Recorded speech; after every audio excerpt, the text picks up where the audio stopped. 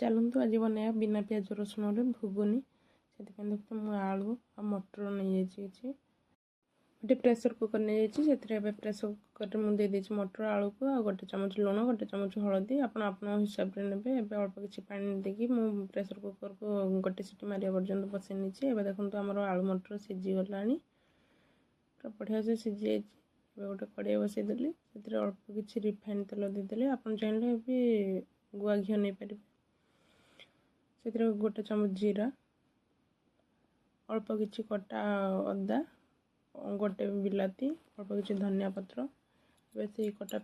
अदा को मुझे गोटे तेजपत्र को नहीं से बिलाती को देदेली तापर किसी टमाटो को उल्टेदेली गोटे चामच लुण देदेली अल्प किसी करी पाउडर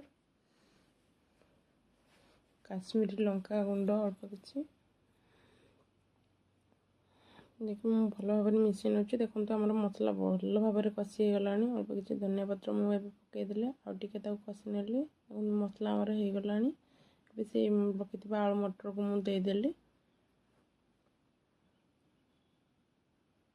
देखो आम बिना प्याज रसुण आलू मटर तरकारी रेडी है। यहाँ उपास 12 व्रत बहुत बढ़िया पिला